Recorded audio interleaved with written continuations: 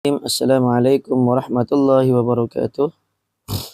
Alhamdulillah wassalatu wassalamu ala Rasulillah wa ala alihi wa sahbihi wa man walah.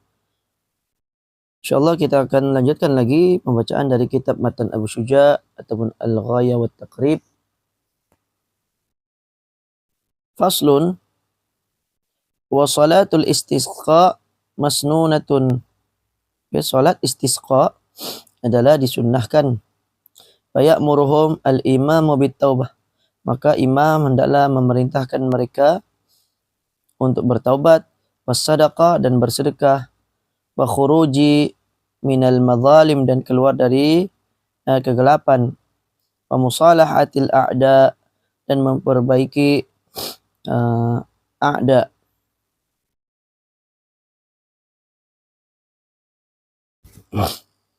Berbuat baik kepada a'da, musuh. Berbuat baik terhadap musuh. Wa siyami thalathati ayyam dan berpuasa selama 3 hari. Thumma yakhruju bihim, kemudian dia keluar dengan mereka fi yaumir rabi', pada hari yang keempat, fi thiyabi bidlatin, dengan pakaian yang pakaian biasa, pakaian harian, serta hati yang tenang. Wastikanatin wa tadarru'in wa yusalli bihim, dan dia salat bersama mereka raka'ataini, 2 rakaat, ka salatil aidaini, seperti salat 2 hari raya. Thumma yakhtubu ba'dahuma, kemudian dia berkhutbah setelah salat 2 rakaat tersebut. Wa yuhawwilu rida'ahu wa yukathiru minad du'a wal istighfar. Kemudian imam mengerjakan salat 2 rakaat bersama mereka seperti salat Aid. Setelah salat dilanjutkan dengan khutbah, kemudian menterbalikkan selendangnya serta memperbanyakkan doa serta beristighfar. Kemudian wa yad'u bi du'ai Rasulillah sallallahu alaihi wasallam, kemudian dia berdoa dengan doa yang dipanjatkan oleh Rasulullah sallallahu alaihi wasallam, wa huwa, dan ia adalah, Allahumma ja'alha suqya rahmatin wa la taj'alha suqya adzabin wa la muhiqqin wa la bala'in wa la darhim wa la hadmin wa la gharqin. Allahumma 'ala adh-dhiraba wal akam wa manabitish syajar wa butunil awdiyah. Allahumma hawalaina wa la 'alaina. Allahumma asqina ghaithan mughithan hani'an mari'an mari'an sahhan 'amman ghadaqan tabaqan mujallilan da'iman ila yaumiddin. Allahumma asqina al-ghaitha wa la taj'alna minal qanitin. Allahumma inna bil ibad wal bilad minal juhdi wal ju' wal dhanki ma la nashku illa ilaika. Allahumma anbit lana ar-raz'a. Allahumma anbit lana ar-raz'a wa adri lana ad-dar'a wa adri lana ad-dar'a wa anzil alaina min barakatis sama' wa anbit lana min barakatil ard wakshif 'anna minal bala'i ma la yakshifuhu ghairuk. Allahumma inna nastaghfiruk innaka kunta ghaffara wa arsilis samaa'a 'alaina midrara waghtasil fil wadi idza sala wa yusabbihu lirra'di wal barq. Jadi itu adalah doa yang dipanjatkan oleh Rasulullah yang bermaksud, ya Allah, jadikan hujan ini sebagai siraman membawa rahmat, jangan jadikannya sebagai siraman membawa azab, kecelakaan, bencana, kehancuran dan ketenggelaman. Ya Allah, jadikan hujan ini meresap di bukit dan unggukan tanah serta menyirami akar-akar tumbuhan dan lembah-lembah. Ya Allah, jauhkan dari kami, janganlah menjadi bencana bagi kami. Ya Allah, jadikan hujan ini meresap di bukit dan longgokan tanah serta menyirami akar-akar tumbuhan dan lembah-lembah. Ya Allah, jauhkan dari kami dan janganlah menjadi bencana bagi kami. Ya Allah, turunkan kepada kami hujan yang deras, yang menyenangkan, mengalir luas lagi lebat dan merata sampai hari kiamat. Ya Allah, turunkan hujan kepada kami dan janganlah jadikan kami termasuk orang-orang yang berputus asa. Ya Allah, sesungguhnya para hamba-Mu dan negeri-negeri mengalami kelelahan, kelaparan dan kesempitan yang tidak bisa kami adukan kecuali kepada-Mu. Ya Allah, tumbuhkanlah untuk kami tanam-tanaman dan perbanyakkanlah untuk kami susu, yakni haiwan peliharaan kami. Turunkanlah kepada kami berkah, keberkatan langit dan tumbuhkanlah untuk kami keberkatan bumi. Hilangkanlah musibah dari kami. Tidak ada yang mampu menyibakkannya selain Engkau. Ini menghalangi selain Engkau. Ya Allah, kami memohon ampunan-Mu. Sesungguhnya Engkau Maha Pengampun. Turunkanlah kepada kami banyak hujan dari langit.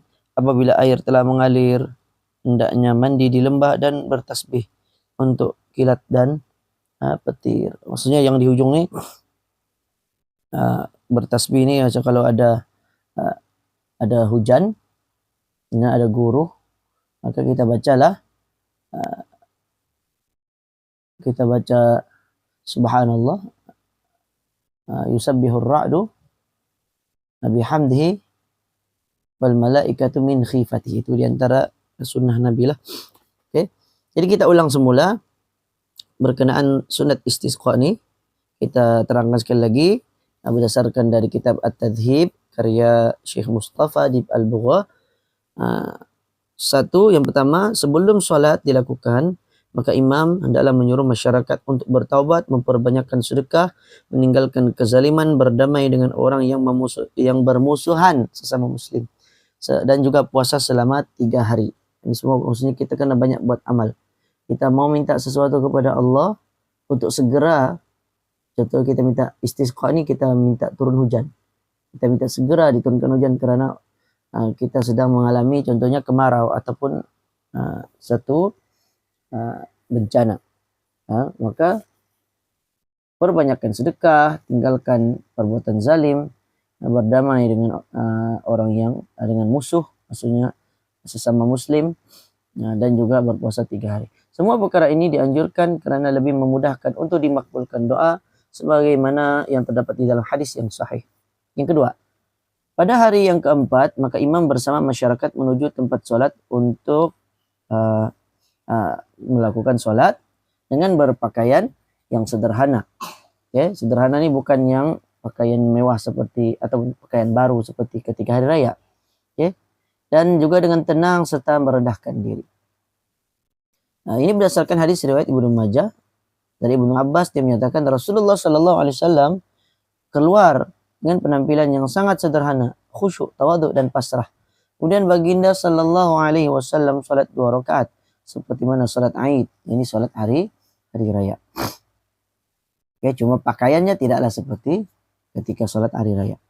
Yang ketiga, salat 2 hari raya adalah sama seperti salat Aid, yakni dengan membaca takbir 7 kali pada rakaat pertama, 5 kali takbir pada rakaat yang kedua. Ini hadis sebagaimana yang dijelaskan oleh hadis riwayat Imam Abu Daud dan Imam At-Tirmidzi dari Ibnu Abbas. Ketika baginda ditanya bagaimana tata cara salat istisqa, Nabi pun menjawab baginda salat 2 rakaat seperti mana salat hari raya. Jadi salat istisqa ini sama seperti kita salat hari raya. Yakni dengan 7 kali takbir. Ini 7 kali takbir di rakaat yang pertama, manakala 5 kali takbir pada rakaat yang kedua. Kemudian setelah salat maka menyampaikan khutbah. Imam Ibnu Majah meriwayatkan dari Abu Hurairah radhiyallahu anhu, dia berkata pada hari ketika Rasulullah sallallahu alaihi wasallam keluar untuk salat istisqa, baginda salat 2 rakaat tanpa azan dan iqamat lalu menyampaikan khutbah kepada kami lalu berdoa. Setelah itu baginda menghadapkan wajahnya ke arah kiblat sambil mengangkat kedua belah tangan, kemudian mengubah keadaan serbannya, menebalikkan selendangnya. Kemudian meletakkan yang kanan ke kiri, yang kiri ke kanan. Baginda membaca istighfar di kedua-dua khutbah baginda sebagai ganti takbir yang biasa dibaca ketika khutbah hari raya. Jadi kalau khutbah raya yang pernah kita jelaskan sebelum ini, khutbah yang pertama tu 9 kali. 9 kali Allah Akbar, Allah Akbar, Allah Akbar, Allah Akbar. 9 kali. Manakala khutbah yang kedua 7 kali. Oke. Jadi yang ini kita buat apa? Gantikannya dengan membaca istighfar. Jadi istighfar, astagfirullah, astagfirullah, astagfirullah, astagfirullah. Begitulah. Jadi Allah Subhanahu wa taala berfirman, "Istaghfiru rabbakum innahu kana ghaffara yursilis samaa'a 'alaikum midrara."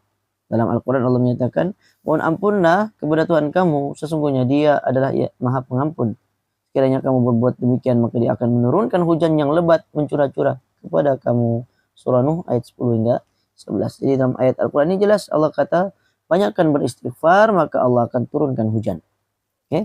Yang kelima, mengubah keadaan serban. Ini mengubah keadaan yang atas menjadi di bawah dan yang kanan menjadi kiri. Ini mengubah keadaan yang atas menjadi bawah dan yang bawah menjadi atas, kemudian kanan menjadi kiri, kiri menjadi kanan. Ini tujuannya sebagai permohonan kepada Allah untuk mengubah keadaan kekeringan menjadi kesuburan. Maksudnya tidak hujan, kita minta supaya jadi hujan. Tidak subur menjadi subur. Oke. Kemudian doa yang dipanjatkan yang telah kita bacakan tadi. Doa ini adalah berdasarkan hadis yang diriwayatkan oleh Imam Asy-Syafi'i dalam kitab Al-Um. Dalam kitab Al-Um dibawakanlah doa-doa yang telah kita bacakan tadi.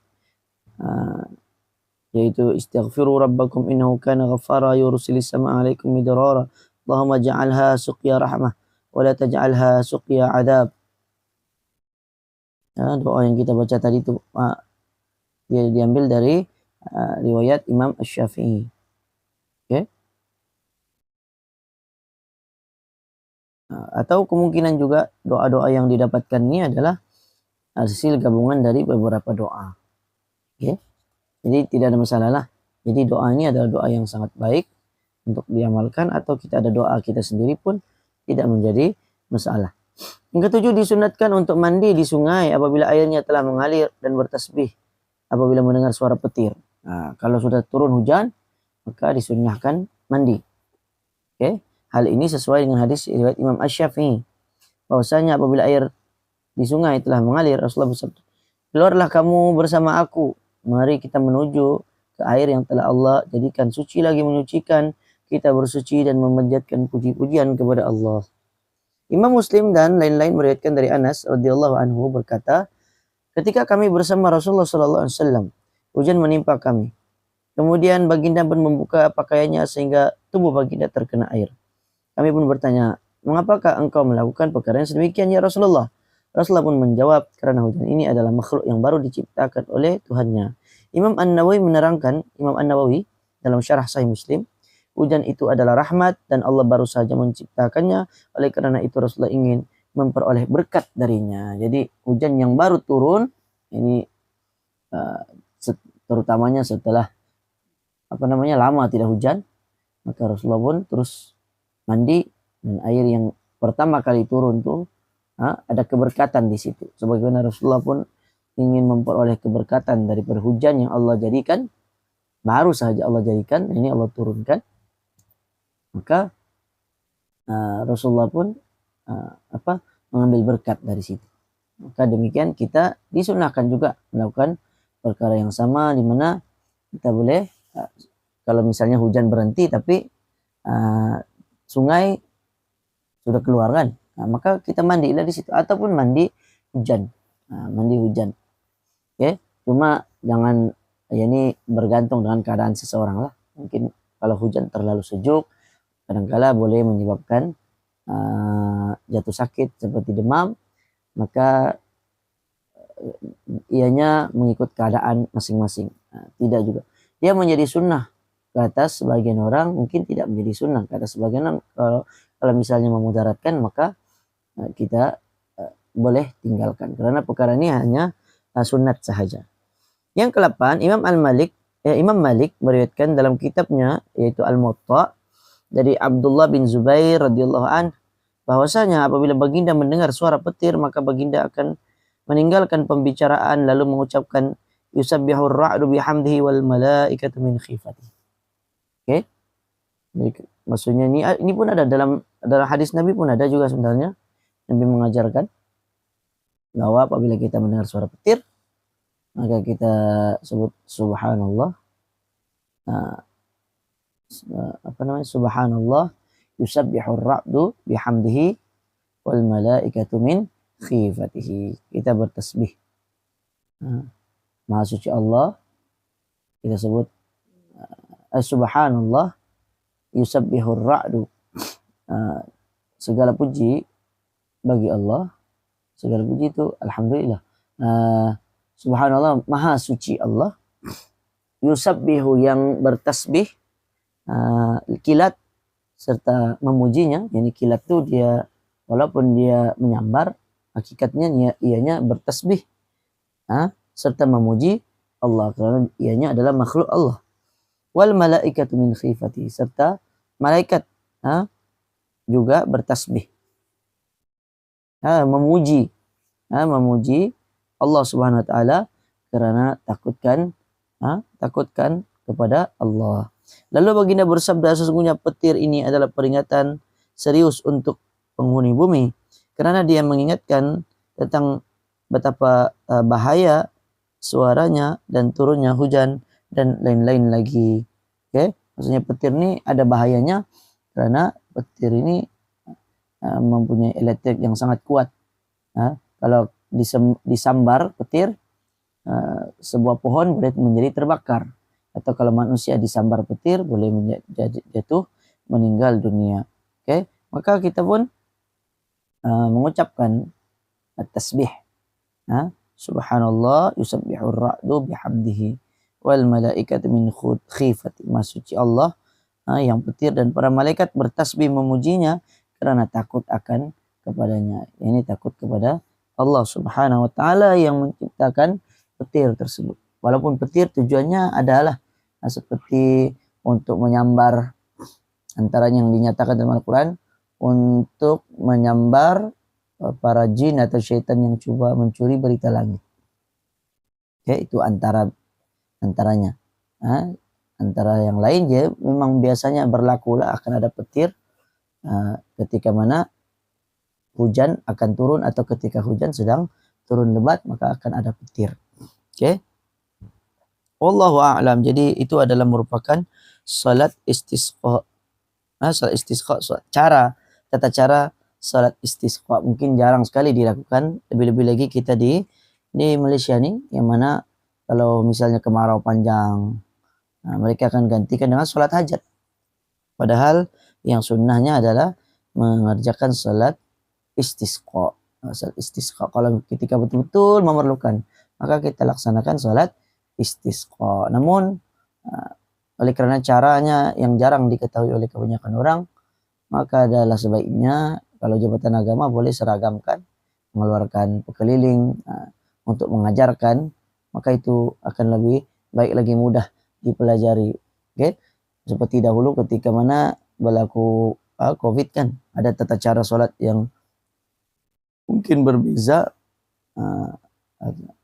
tapi diajarkan oleh pemerintah ataupun ada pekeliling yang dikeluarkan dari jabatan agama, maka lebih mudah untuk diikuti oleh masyarakat. Sedangkan kalau sebagian masyarakat melakukannya dengan sendiri, maka mungkin akan menyebabkan salah faham dari sebagian orang yang mengatakan ini solat ini tidak pernah dilakukan, padahal ianya memang sabit ataupun sunnah Nabi Sallallahu Alaihi Wasallam. Wallahu a'lam. Saya kira cukup dahulu.